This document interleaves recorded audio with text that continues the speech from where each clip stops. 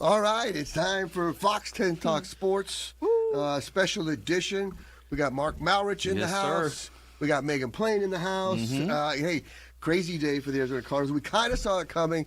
Still a little bit of a surprise, kind of, with the firing of head coach Jonathan Gannon.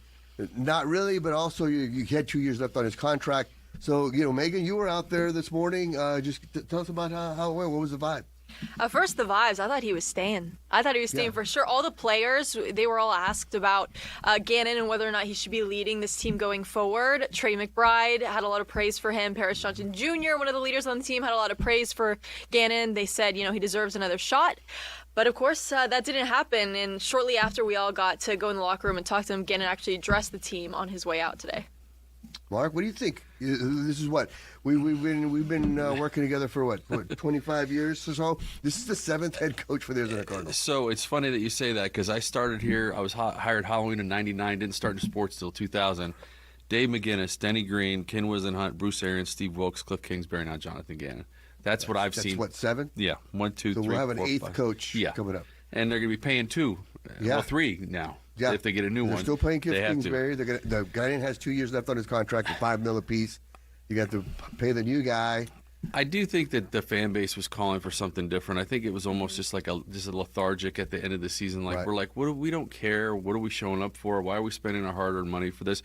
But the injuries are what I thought might save him, because the guys continue to play hard even though the roster was just decimated.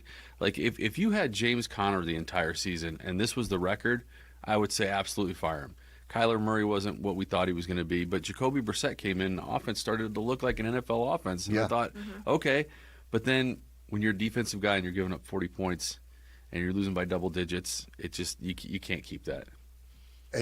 But like Megan said, the players seem to really fight. But, I guess it's just, it's a guy that you've got a war with. You want to support him just in case he stays, because you don't want to say, I think he should be fired. Then he stays, and he's like, hey, you're the guy that wanted to be fired. So I guess they got to say that. I know, right? Yeah, you have to say it. Even if you know something at the time, you gotta play it cool, not let the people at home know because the news isn't out yet. Right. But, it'll be interesting to see what they do. I think one thing that I just thought of that I think coaches need to start paying attention to in this day and age of social media and teams having their own media coverage.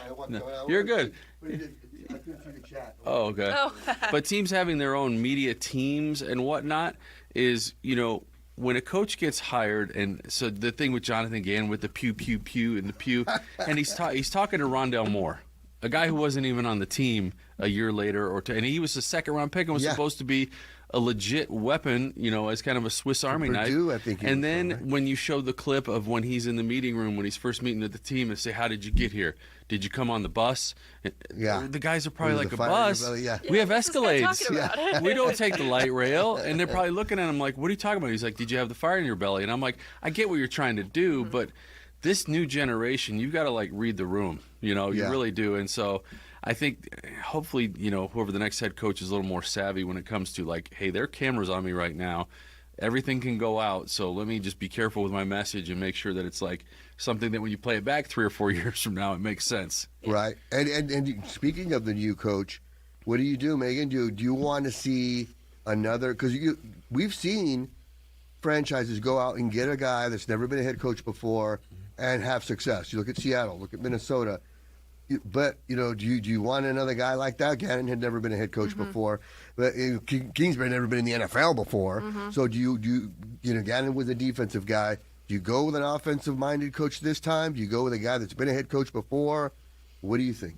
I think maybe you do go with a little bit more experience, given that the last two didn't have that head coaching experience and it didn't work out for them. But, it could also go the way that things went for the Suns, right? They hired 2 experienced guys who won titles, and then it takes a guy who's younger, up and coming, who gets the job done. So it's one of those things where you really never know what's going to happen. You should probably just go with the guy who interviews best, understands the culture, gets along with everyone well, and has the same vision. But I think experience in this case might, let's switch it up a bit. Yeah, and I wonder, because everybody thinks Kyler Murray's already gone. Kyler Murray's still under contract. Yeah.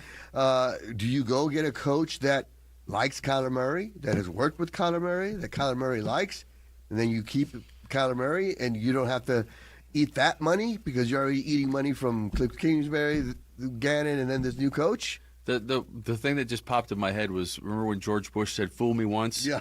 Shame on me, fool me again." Well, you can't fool me twice. Yeah. Cliff Kingsbury.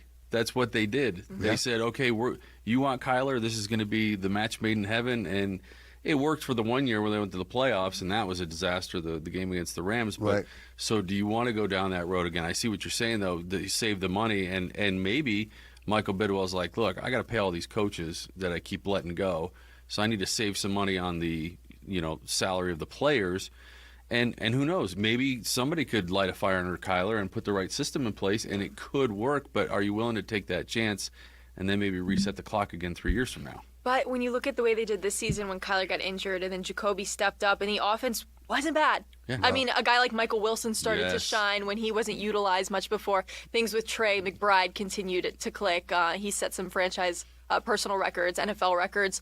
So Kyler's been given a chance with two different coaching staffs. I think at a certain point you got to just say, okay, go somewhere else. And I wonder if Kyler even wants to come back. Maybe I know. he's saying, I need to go somewhere else. I need to go to a different And I franchise." wonder, had Jacoby been the starter at the beginning of the year with James Conner, with a full offensive line, with a healthy receiving core, how different it could have looked. Even those first two games that they won didn't look like I they know. did not pass the eye test. It's like, oh, they won, but barely, and it came down to the finish, and then obviously the Titans game, which was a disaster with DeMarcado dropping the ball, and then you lose on that weird interception, fumble, touchdown. I mean, it's just anything that could go wrong went wrong this year. That Also- seemed to be the moment. Yeah. that messed it up. With Kyler, do you remember earlier in the year when the team had announced that it's going to be building a new facility? It's either North Phoenix, North Scottsdale, that yeah. area. And they were asking Kyler about it. He's like, "Oh, if I'm even here, then."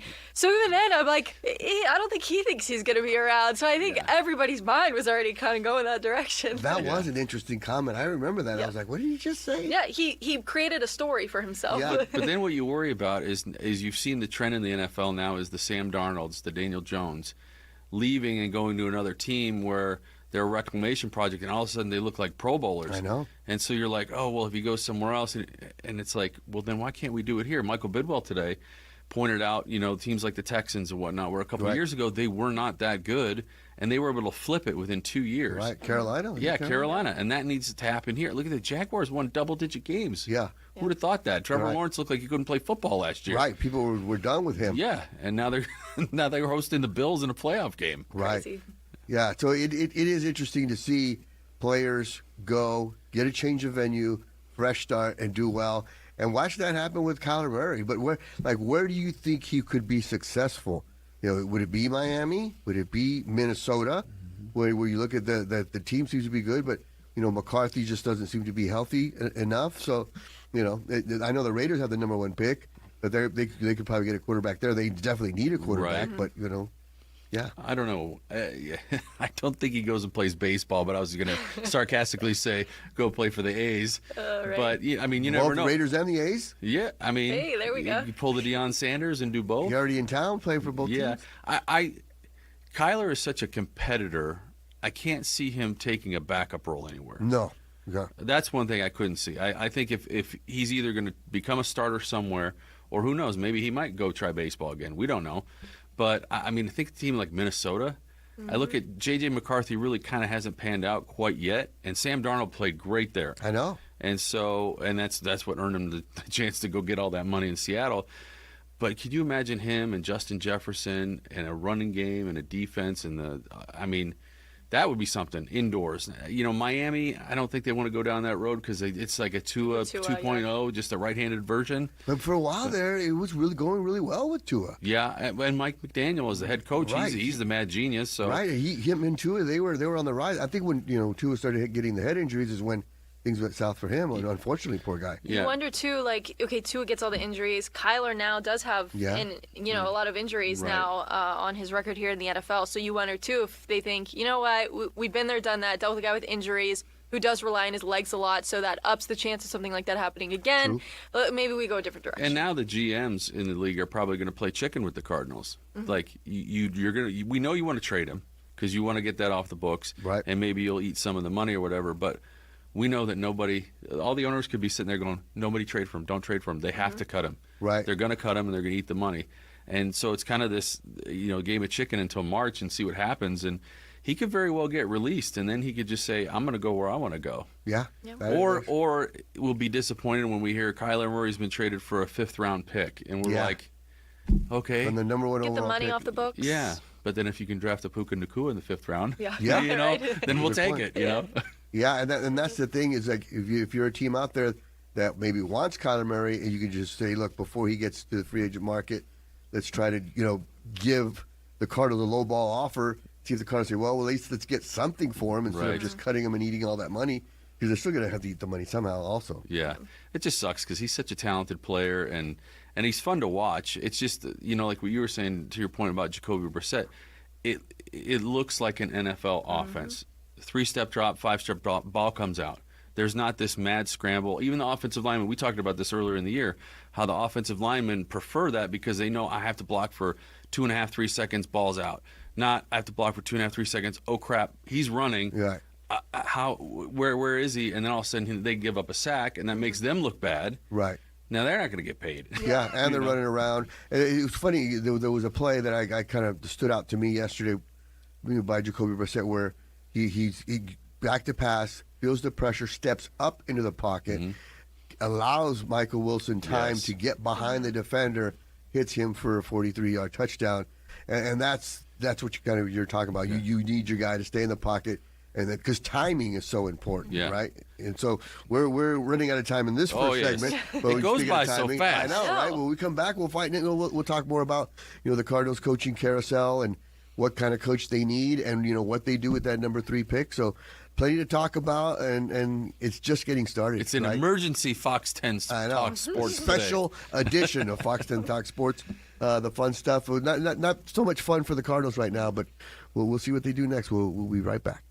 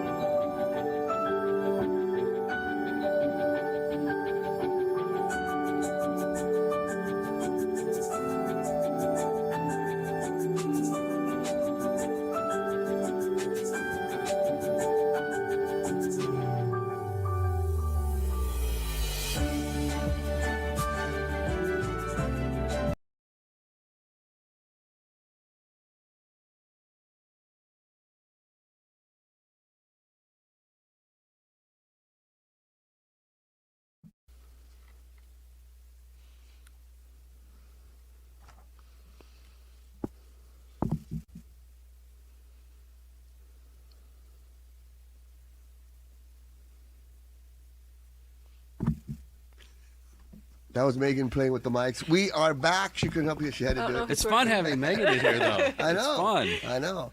Yeah, we're talking about the Cardinals, major change, mixing it up, firing Jonathan. And, it's funny because we were kind of talking about this yesterday where, Steve Wilkes went 3-13 in his first year. He gets canned.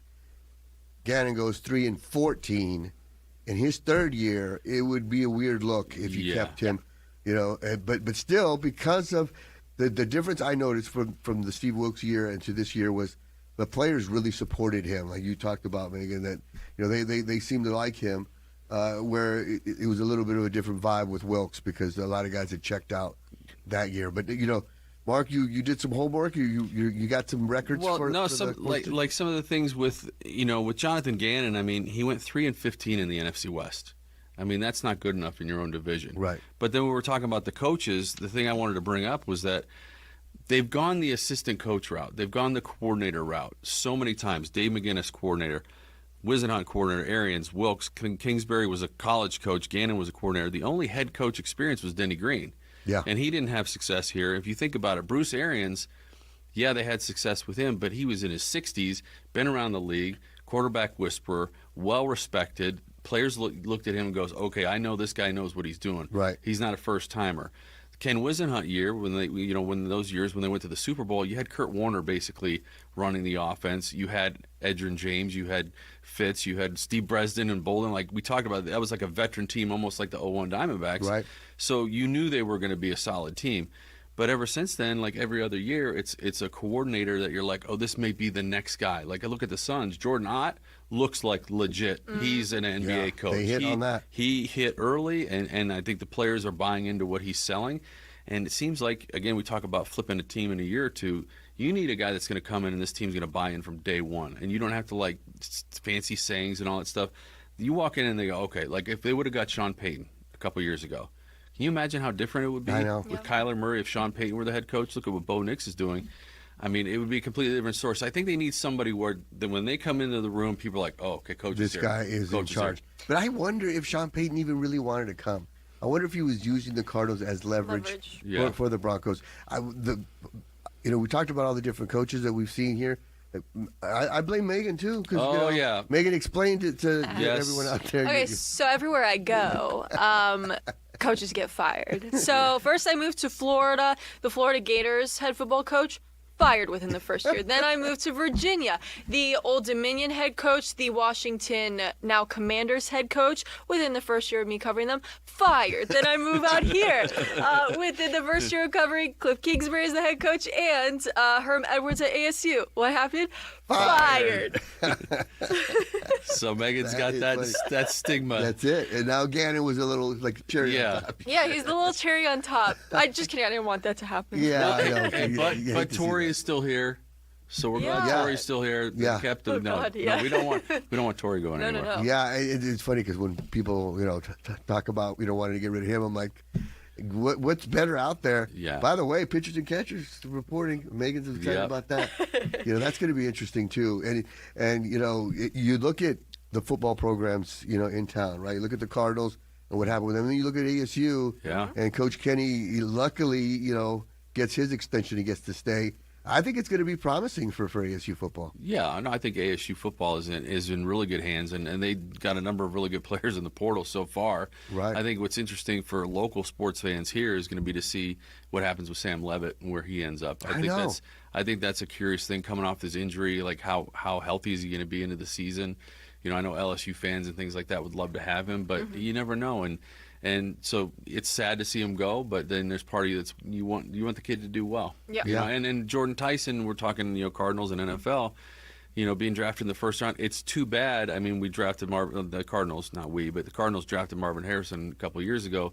Had they not, I could see them really going after Jordan Tyson because he's such a good kid. He's a great talent, and he'd be good for the fan. But if Scatterby were here, if you want to get butts in the seats, and that's kind of what the Cardinals need right now. So something that moves the needle. Yes, for sure. Yeah. It's funny because I think you made a very good point, Megan. Of like the Suns, they went with guys who had won titles before. Not only had been head coaches before, and back to back, misses.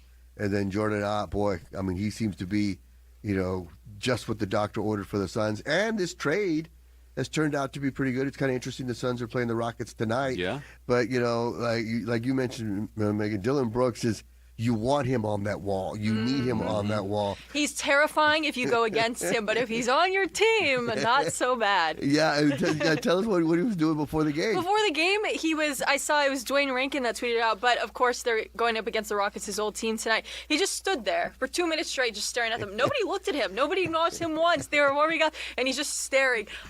Psychopath, but a great psychopath if he's on your team. Exactly, right? He's the type of guy, you hate him when he's on the other team, but you love him when he's on your team. Right. There's a couple more points I want to make about the Cardinals, since it's kind of a big Cardinal day. Yeah. They had 42 players injured this year. I know. The injuries were 309 games missed. 25 players went on season-ending IR. That's Crazy. a ton. Yeah. And we had Howard Balzer on Sports Night last night. And I remember in your interview, and I jotted this down because it kind of stuck with me, is that he said that now that the season is over, the Cardinals had the second toughest schedule in the NFL based on how everybody finished. The Titans were only the ones that were harder. And now there you are. You're at 3-14. Now that's not an excuse, but again, if you were in the keep Gannon category, you could use that and said, well, listen, we had the second hardest schedule. We had all these injuries. We had no starting quarterback, halfway through the season, no running game, Do you think, there was that first losing streak they had, they all lost by just one score in those games. Then, of course, down the stretch, there were some really brutal games where they allowed a lot of points. But do you think if these games were all one-score games throughout the entire season when it came to the losses, do you think there's any chance they could have kept him, or do you think regardless? I think he would have stayed had it been losing on field goals or like you said.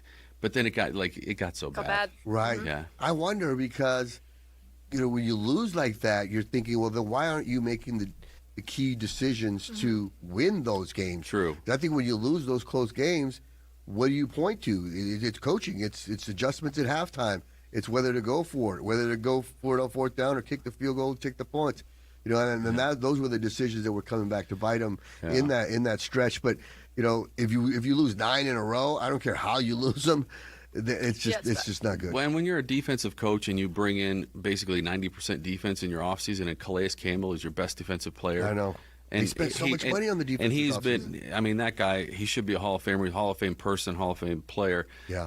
And how productive he had to be. And he probably had to play a lot more snaps than he was counting on. Yeah. But he was such we talk about the bright spots, the Trey McBrides, the Michael Wilsons. Like, he had to be one of the biggest bright spots defensively. Yeah. He's so honest when he talks about the way things went. He was like, you talked to him. Yeah, we asked him about, he was doing a holiday thing, and he said, giving back to these kids is uplifting for me because the season didn't go the way I wanted it to. He's like, I thought I was going to come here and be competing in the playoffs with this group of guys. He has shown shock at certain points about, we have so much talent on this team. Why is it not translating to win? So for a guy like that who's been in the league a long time, seen a lot of things, even he is bewildered by everything that's happened this season. And that's the thing because, Gannon changed the culture when he got here because that was like the big thing. So Kingsbury had everybody running wild, so they needed some discipline. Gannon comes in and changes the culture. 4 wins, but you could see the culture change. Next year, 8 wins. You're like, okay, here we go. And then that's what, Calais Campbell was kind of alluding to, like, hey, that team's on the rise. I'm going to go back home, win with them again. That'd be a great way to go out. And then then the wheels just fall off. Yeah. Let me throw another curveball at you. So now they've got the number 3 pick in the draft. You finished 9 games below first place in your division. There's no chance they could flip it in 1 year. What do you do with Budda Baker? Oof. Oh, I know. Do you look at Budda Baker as this guy, you could get so much for him, but he's such a heart and soul for the defense? Do you just say, look, I mean, we could cash that ticket now, maybe get 3 or 4 picks, well, not 3 or 4, maybe 2 picks or a second-round pick or something for a younger player, get off that contract, and maybe he goes to contender, or do you say, no, we have to keep him to be the centerpiece of whatever this next coach wants? It's tough because then you have a guy like Garrett Williams. He can be a leader as well, but then he went down with an injury. So it's like, okay, well then what do you have? Like, you don't have another guy who could step up. So. Yeah. Because Budda Baker's a special talent and a special guy in that locker room that really is a glue. That would be a major void. But if you do it, it better be the right move, and you better hit on what you get in return. Well, it's similar, and we've been here so long. You covered Fitz's entire career. You were there when he got drafted. that those last 2 or 3 years were like, does he deserve to be traded to a team to have a chance to win a title? Yeah. And it was the Shane Doan effect too. Right. It's no, this is the team I'm here with, and this is the team I'm going to stay with my whole career, If you win or love it, lose. set it free. Yeah, right. Yeah. So them a I don't know. chance. It's just something I was thinking about. Is if you want to try to improve this roster, do you improve it by getting rid of a really good player and bringing in younger players and just kind of starting from scratch? Because Michael Bidwell even said today, a lot of these younger guys got reps that they probably wouldn't have got, and that could help next year. Right. So I don't know. Monty Ossenfort's got a lot of work ahead of him. Yeah, he's got to get some hits, that's for sure. And you touched on the schedule being so tough. They're in the toughest division of football. Yeah. All three of the teams from the NFC West, the other teams that made the playoffs, they could all have a legitimate shot at winning the Super Bowl. Yes. That's how good this division is. Yeah. And so you got to play those teams twice every year. That's 6 brutal games, Yeah. And I think that was another thing. His, Gannon's record against the division, not good. They were 0-6 against the Seahawks. I think 1-5 against the Rams. I got it right here. Yeah, Only 2 and 4 against the Niners. Yeah. Yeah. Exactly. 3-15 overall. Yeah. And 15-36 in 3 years. It's not going to get it done. Yeah. And then, like I said, the 9-game losing streak.